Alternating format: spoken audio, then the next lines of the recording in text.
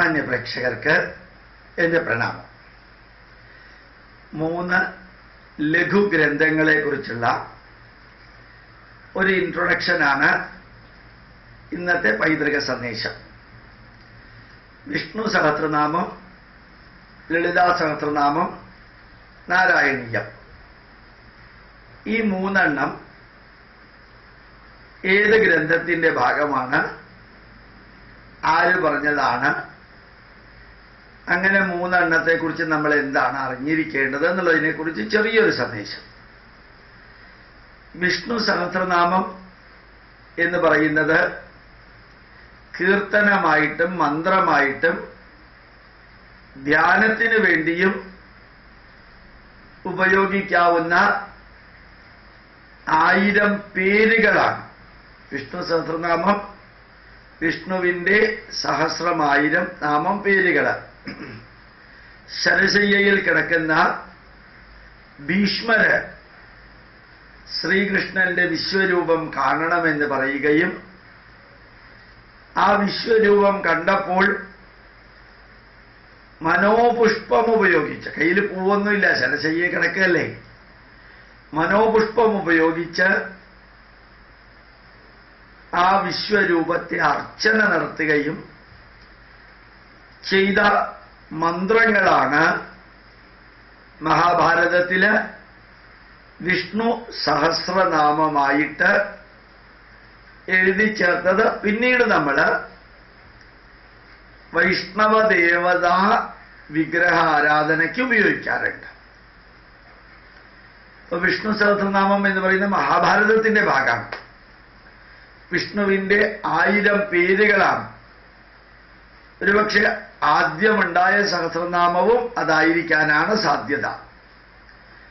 അത്യുജ്വലമായ സംസ്കൃതമാണ് വിഷ്ണു സഹസ്രനാമം. വിഷ്ണു സഹസ്രനാമത്തിലെ ഓരോ വാക്കും അസാധാരണമാം വിധത്തില് ഒരു സന്ദേശം നൽകുന്നതാണ്. വിശ്വം വിഷ്ണുവഷത്കാരോ ഭൂതഭവ്യ ഭവത് പ്രഭു ഭൂതകൃത് ഭൂതഭൃത് ഭാവോ ഭൂതാത്മാ ഭൂതഭാവന ഭൂതാത്മാ പരമാത്മാ ച മുക്താനാം പരമാഗതി അവ്യയ പുരുഷ സാക്ഷി ക്ഷേത്രജ്ഞോക്ഷരയേവ ച ദേവോ ദേവ. ആ വരികൾ നമ്മൾ നോക്കുകയാണെങ്കിൽ ഓരോ വാക്കിനും ഒരു അർത്ഥമുണ്ട്. വലിയ ധ്യാനമന്ത്രമാണ്. ക്ഷീരോധന്മത് പ്രദേശേ ശുചിമണി വിലസത് സൈകതയർ മൗക്തികാനാം മാലാക്ലിപ്താസ്തനസ്ഥ സ്ഫടികമണി നിഭൈ മൗക്തികൈ മണ്ഡിതാംഗ ശുഭ്രൈരഭ്രൈരുപരിവിരചിതൈ മുക്ത പീയൂഷവർഷൈരാനന്ദീന പ്രിയാ ദരിതളിരഗതാ ശങ്കപാണിർമുകുന്ദ ഭൂപാദൗ യസ്യ നാഭിർവിയദസുരനിലശ്ചന്ദ്രസൂര്യോ ജനേത്രൈ കർണാവാചാ ശിരോദ്യൗ മുഖമവിദഹനോ യസ്യ വാസ്തേയമബ്ധിഃ അന്തസ്തം യസ്യ വിശ്വം സുരനരഗോ ഭോഗി ഗന്ധർവദൈത്യൈഃ ചിത്രം രമ്യമേതം ത്രിഭുവനവപുഷം വിഷ്ണുമീശം നമാമി എന്ന ധ്യാനമന്ത്രത്തോടു കൂടിയാണ്. അതിനുശേഷം അത് ചൊല്ലാൻ ബുദ്ധിമുട്ടുള്ളവർക്ക് ശാന്താകാരം ഭുജഗശയനം പത്മനാഭം സുരേശം വിശ്വാധാര അല്ലെങ്കിൽ വിശ്വാകാരം ഗഗനസദൃശം മേഘവർണം ശുഭാംഗം ലക്ഷ്മീകാന്തം കമലനയനം യോഗി ഹൃദ്യാനുഗമ്യം എന്ന ഉപശാന്തി മന്ത്രം, ഉപധ്യാന മന്ത്രവും ചേർത്ത് ചൊല്ലേണ്ടതാണ് വിഷ്ണു സഹസ്രനാമം. അപ്പൊ വിഷ്ണു സഹസ്രനാമം ഇതിഹാസമായ മഹാഭാരതത്തില് ശരശയ്യയിൽ കിടക്കുന്ന ഭീഷ്മര് പ്രപഞ്ചപുരുഷ രൂപത്തിലുള്ള വിശ്വരൂപത്തിലുള്ള ശ്രീകൃഷ്ണനെ മനോപുഷ്പം കൊണ്ട് അർച്ചിക്കാനായിട്ട് ചൊല്ലിയ മന്ത്രങ്ങളാണ്. ഈ വിഷ്ണു സഹസ്രനാമത്തിന്റെ അടിസ്ഥാനത്തിലാണ് മറ്റ് സഹസ്രനാമങ്ങളൊക്കെ ഉണ്ടായിരിക്കുന്നത്. യേശു സഹസ്രനാമം എന്ന് പറഞ്ഞ, ക്രിസ്തു സഹസ്രനാമം, ഏതു സഹസ്രനാമം എന്ന് പറഞ്ഞൊരു സഹസ്രനാമം ഉണ്ടാക്കിയിട്ടുണ്ട് ഇപ്പോൾ. അതിൽ 4ഓ 5ഓ വാക്കേ യേശു ക്രിസ്തുവിനെ കുറിച്ചുള്ളൂ. ബാക്കി മുഴുവനും വിഷ്ണു സഹസ്രനാമം കോപ്പി അടിച്ചിരിക്കുക. ക്രിസ്ത്യാനികൾ ഇപ്പോ ഹിന്ദുക്കളുടെ എല്ലാം കോപ്പി അടിക്കുന്ന മാതിരി വിഷ്ണു സഹസ്രനാമവും കോപ്പി അടിച്ച് യേശു ക്രിസ്തുവിൽ ആരോപിച്ചിരിക്കുകയാണ്. ഇപ്പൊ വിഷ്ണു സഹസ്രനാമത്തെ കുറിച്ച് മനസ്സിലായി. ലളിതാ സഹസ്രനാമം എന്ന് പറയുന്നത് ശരിക്ക് ബ്രഹ്മാണ്ഡ പുരാണത്തിന്റെ ഭാഗമാണ്. പിന്നെ വരാഹപുരാണത്തിൽ നിന്ന് കുറച്ച് അതിനകത്ത് എടുത്തിട്ടുണ്ട്. ദേവി ഭാഗവതത്തിൽ കുറേ വാക്കുകളുണ്ട്. ഇപ്പോ പുരാണത്തിന്റെ ഭാഗമാണ് ലളിതാ സഹസ്രനാമം. സിന്ധൂരാരുണ വിഗ്രഹാം ത്രിനയനാം മാണിക്യമൗലിസ്ഫുരസ്താരാ നായകശേഖരാം സ്മിതമുഖീമാപീനവക്ഷോരുഹാം വാണിഭ്യാമണിപൂർണരജം രക്തോദ്ബലം വിപ്രതീം സൗമ്യ രത്നഘടസ്ഥരക്തചരണാം ധ്യായേത് പരാമംബികാം എന്ന് ചുരുക്കി ഞാൻ പറഞ്ഞ ആ ധ്യാനമന്ത്രം.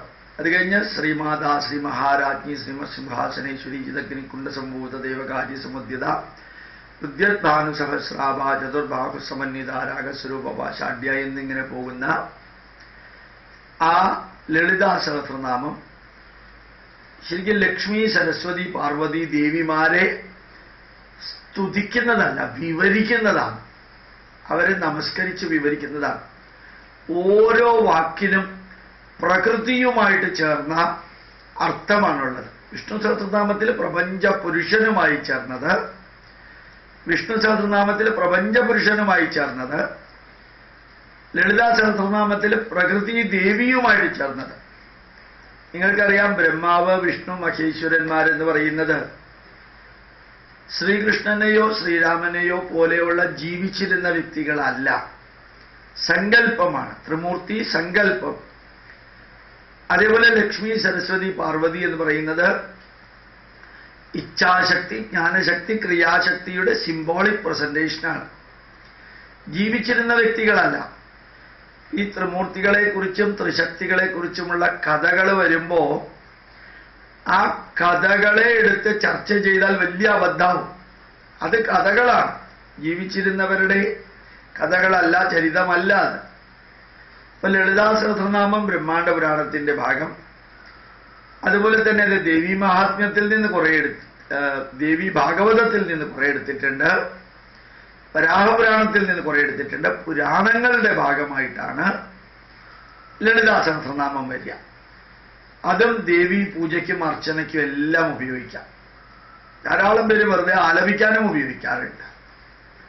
ഇനി മൂന്നാമത്തേത് നാരായണീയം. വിഷ്ണു സഹസ്രനാമം പറഞ്ഞു, ലളിതാ സഹസ്രനാമം പറഞ്ഞു, നാരായണീയം. നാരായണീയം എന്ന് പറയുന്നത് ഏതാണ്ട് 355 അധ്യായങ്ങളുള്ള ഭാഗവതത്തിന്റെ സംക്ഷിപ്തം 1000 ശ്ലോകങ്ങളിലൂടെ മേൽപ്പത്തൂർ നാരായണ ഭട്ടതിരിപ്പാട് പറഞ്ഞതാണ്. അസാധാരണമാം വിധത്തില് ഗഹനമായിട്ടുള്ള സംസ്കൃതമാണത്. അത് വായിക്കാൻ തന്നെ വലിയ ബുദ്ധിമുട്ടാണ്. എന്നാലും 10,000 വ്യക്തികൾ ഇപ്പൊ നാരായണീയം വായിക്കുന്നുണ്ട്. ഭാഗവതത്തിന്റെ സംക്ഷിപ്തമാണ് നാരായണീയം എന്ന് പറയുന്നത്. ശരിക്കും 1000 ശ്ലോകങ്ങളിലൂടെ 10 ദശകങ്ങളായിട്ട് 100 ദശകങ്ങൾ. അത് അവസാനിക്കുന്നത് ആരോഗ്യ സൗഖ്യം എന്ന് പറഞ്ഞിട്ടാണ്. എല്ലാവർക്കും ആയുസ്സും ആരോഗ്യവും സൗഖ്യവും ഉണ്ടാവണമെന്നാണ് എഴുതിയിരിക്കുന്നത്. ആരോഗ്യ സൗഖ്യം എന്നുള്ളതിന് വേറൊരു അർത്ഥവും കൂടിയുണ്ട്. ആ എന്ന് പറയുന്നത് 0, യ എന്ന് പറയുന്നത് 1, ആയു രാ 2, രോ 2, ആയു രാരോ യായിലെ യാ 1, സൗഖ്യത്തിലെ സ 7, ഖ്യമ്മിലെ യാ 1. അത് ശരിക്കു പറഞ്ഞാൽ 0, 0, ആയു രാരോ സൗഖ്യം. 17,12,210 എന്നുള്ളതാണ് നമ്പർ. ആയുരാരോഗ്യ സൗഖ്യം എന്ന കടവയാതി നമ്പർ സിസ്റ്റത്തിലെ 17,12,210. അതിന്റെ അർത്ഥം എന്താ അറിയോ? കലിയുഗം ആരംഭിച്ച് 17,12,210 ദിവസം കഴിഞ്ഞ ആ ദിവസത്തിലാണ് നാരായണീയം എഴുതി തീർത്തത്. കലിയുഗം ആരംഭിച്ചത് BC 3102 ഫെബ്രുവരി മാസം 17 രാത്രി 11:55 വ്യാഴാഴ്ച. അന്ന് ഫെബ്രുവരി മാർച്ചും ഒക്കെ ഉണ്ടായിരുന്നോ എന്ന് ചോദിച്ചാൽ ഇല്ല. കലിയുഗം ആരംഭിച്ചിട്ട് 5117 വർഷമാണ് ഇത്. 5117 വർഷം തുടങ്ങിയത് കഴിഞ്ഞ ഏപ്രിൽ 14. അപ്പൊ ഇവിടെ നിന്ന് നമ്മൾ പുറകോട്ടെടുത്ത് കാൽക്കുലേറ്റ് ചെയ്യുകയാണെങ്കിലാണ് BC 3001. BCയും ADയും ഒന്നും അന്നുണ്ടായിരുന്നില്ല. BC 3102 ഫെബ്രുവരി മാസം 17 വ്യാഴാഴ്ച രാത്രി 11:55 കലിയുഗം ആരംഭിച്ച ദിവസം. ആ ആരംഭിച്ചു മകൾക്ക് 17,12,210 ദിവസം കഴിഞ്ഞപ്പോ നാരായണീയം എഴുതി തീർന്നു. അപ്പൊ നാരായണീയം എഴുതിയ നെൽപ്പത്തൂർ നാരായണ ഭട്ടതിരിപ്പാടിന് ചരിത്രബോധം ഉണ്ടായിരുന്നു. പിന്നെ വളരെ ബുദ്ധിക്കും യുക്തിക്കും ചേർന്ന വിധത്തിലാണ് നാരായണീയം. അതിൽ കഥകളുണ്ട്, അതിൽ കൃഷ്ണന്റെ മറ്റുള്ളവരുടെ അനുഭവങ്ങളുണ്ട്, അതിനകത്ത് ഉപദേശങ്ങളുണ്ട്, അതിനകത്ത് ജീവിത സത്യങ്ങളുണ്ട്. 4 എണ്ണമുണ്ട്. കഥകളുണ്ട്, അനുഭവങ്ങളുണ്ട്, ഉപദേശങ്ങളുണ്ട്, ജീവിത സത്യങ്ങളുണ്ട്. എല്ലാ ദശകവും തീരുമ്പോൾ പ്രാർത്ഥനാരൂപത്തിലാണ് തീരുന്നത്. പ്രാർത്ഥനയായിട്ടാണ് ചൊല്ലിയിരിക്കുന്നത്. 5 മഹത്വമാണ് നാരായണീയത്തിനുള്ളത്. പച്ചയ്ക്കാണ് എഴുതിയിരിക്കുന്നത് എല്ലാം. പിന്നെ നല്ല രാഗത്തിലാണ് അത് ആലപിക്കാറുള്ളത്. അത് സ്ത്രീകൾ ധാരാളം പേര് നാരായണീയം പഠിപ്പിക്കുന്നുണ്ട്, ആലപിക്കുന്നുണ്ട്. ഏതെങ്കിലുമൊക്കെ നിങ്ങൾ പഠിക്കണം. നിങ്ങൾ പഠിപ്പിക്കുന്നുണ്ടെങ്കിൽ, ഏത് പൈതൃക വിഷയവും പഠിപ്പിക്കുന്നുണ്ടെങ്കിൽ ഇൻസ്റ്റിറ്റ്യൂട്ട് അതിൻ്റെ സർട്ടിഫിക്കറ്റ് നൽകുന്നുണ്ട്. അപ്പോ നമ്മളുടെ ഒരു ദൗത്യം പഠിപ്പിച്ച് പ്രചരിപ്പിച്ച് പ്രതികരിച്ച് പ്രവർത്തിക്കുക. 3 കാര്യമാണ് പറഞ്ഞത്. വിഷ്ണു സഹസ്രനാമം പറഞ്ഞു, ലളിതാ സഹസ്രനാമം പറഞ്ഞു, നാരായണീയം പറഞ്ഞു. പ്രണാമം, നമസ്കാരം.